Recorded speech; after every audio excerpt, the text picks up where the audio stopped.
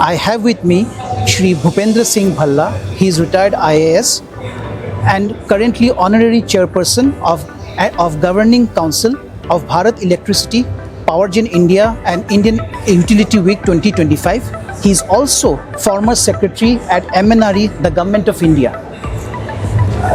Shri Bhalla, pleasure having you on. Thank you. How can India accelerate renewable energy while ensuring stability, affordability and access for all? You know, you've seen the journey of renewable energy in India. We started slowly, but we have rapidly scaled up. We just, in fact, crossed about 237 gigawatt of renewable energy last month, and now we have a total non-fossil capacity of about 246 gigawatts. This has risen very, very rapidly in the last few years. In fact, I recall last year we celebrated, with gusto when we achieved 200 gigawatt of non-fossil capacity, and in 1 year you've seen we've added about 35 or about 40 gigawatts, and that is something which is very remarkable. We started in fact a few years ago we were adding only about 10 to 15 gigawatt per year, and now we're adding about 30 to 40 gigawatts a year. And that shows that the way that we are doing it is working. Our policy is in place, which is well appreciated by the sector.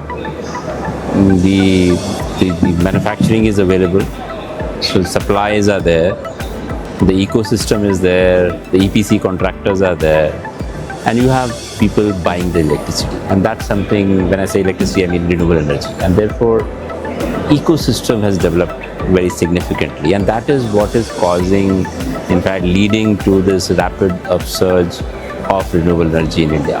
But the question is, have we, done enough? Do we think that we are doing well? Is it enough to reach where we want to be? As you know, we have a target of about 500 gigawatt of non-fossil capacity, which the Honorable Prime Minister had announced a few years ago. We've crossed 50% of the capacity of whatever power capacity is available, but we still have to reach 500 gigawatt target. The assumption is that we will, when we're setting up the 500 gigawatt target, that we'll have about 900 to 1000 gigawatt of total electricity capacity. We understand that the total energy capacity, power capacity by 2030 may not be 1000 or 900 gigawatt. It may be about 800 gigawatt, a little less than that. Despite the fact, we are not saying that we will stop at 400, let's say 50%. Let's say we reach 800 gigawatt of power capacity. Doesn't mean that we stop at 50%, that is 400 gigawatts. Our target still remains 500 gigawatt. And therefore, if we looking at the numbers, so we should be crossing 60% of the capacity from non-fossil sources. But our target still remains 500 gigawatt. Now from 246 non-fossil capacity today to basically we have to double in the next 5 years. This requires a lot of effort on behalf of the government and of course the industry. When I say government, I mean both central government and state governments. We have, we had announced a bidding of about 50 gigawatt per year. And we were doing pretty well. It slowed down a little bit in the current year, but I understand that this will pick up. Demand is coming up. There are some issues as regards bidding which has happened, and the PPAs, the power purchase agreements, have not been tied up. But these are something which the government is trying to resolve. So capacity is going to come up. As far as affordability is concerned, we are getting tariffs which are much lower than we got earlier. We hope that the trend will continue. Solar tariffs are around 2 rupee 40 paisa or so. Wind tariff is a little higher, about 3 rupees to 93, 310, depending on the bid. But as a package, then the cost comes down. But you have to also understand that as a matter of, if you compare it with the thermal cost or if you compare it with the overall cost, renewable energy costs are much lower than Yes. fossil energy costs, and therefore, in a combination, it is much more, makes it much more affordable for the consumer if the renewable energy is deployed. So we are, I feel that we are on track, and we should be able to have the sector achieve the purposes which have been defined by the government.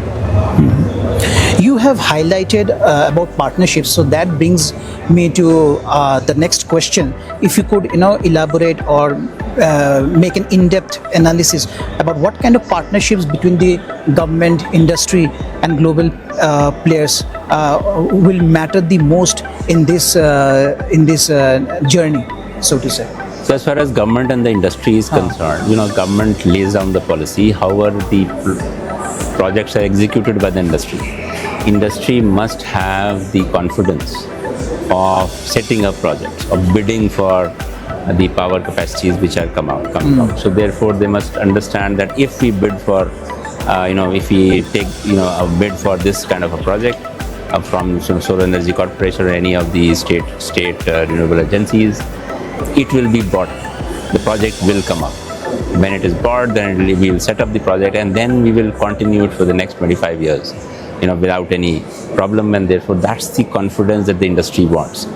So industry and the government have always to be in a partnership. We must have confidence on each other. If the government does not believe in industry, things will not happen.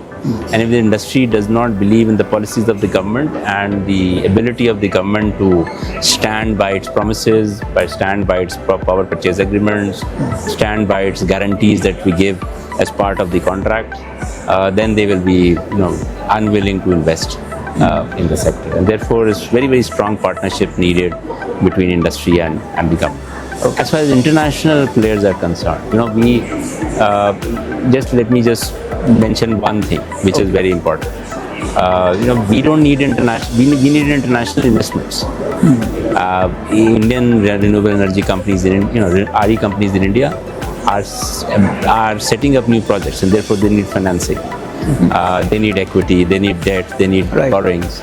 Not all money is coming from within India. A lot of players around the world who are willing to invest in sustainable sector, and therefore they are looking for good opportunities in India. That's one partnership we definitely want between the international players, international financial institutions, private equities, pension funds, and the Indian industry on the other hand. The second aspect is in manufacturing.